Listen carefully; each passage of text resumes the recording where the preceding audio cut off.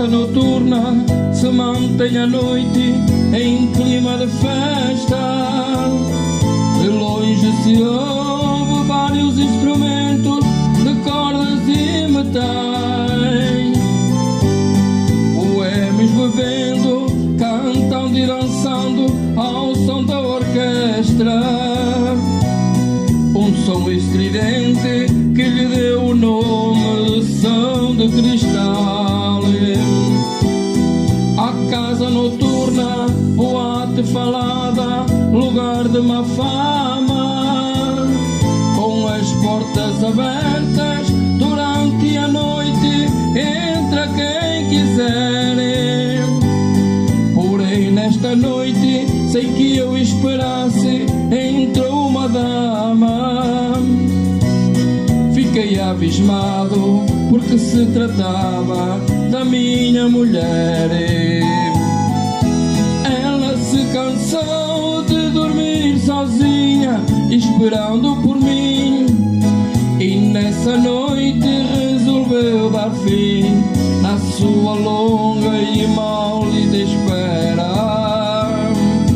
Ela não quis mais levar a vida de mulher honrada, se na verdade não adiantou nada ser mulher direita conforme ela era. Ela decidiu abandonar o papel de esposa para viver entre as mariposas que fazem ponto naquele local. A minha vida, muito mais errante, agora continua. Transformei a esposa em mulher da rua, a mais nova dama do Som de Cristal.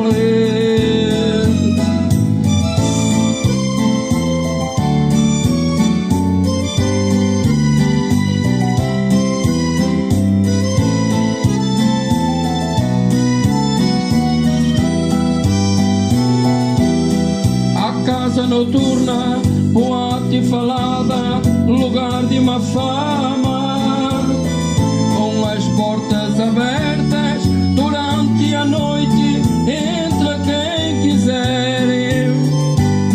Porém nesta noite, sem que eu esperasse, entrou uma dama.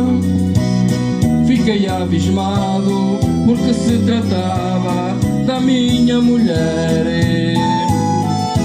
Ela se cansou de dormir sozinha, esperando por mim, e nessa noite resolveu dar fim na sua longa e maldita espera.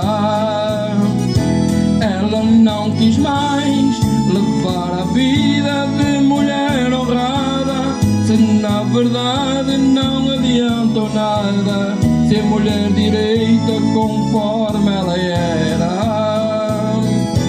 Ela decidiu abandonar o papel de esposa para viver entre as mariposas que fazem ponto naquele local. A minha vida, muito mais errante, agora continua. Transformei a esposa em mulher da rua, a mais nova dama do Som de Cristal.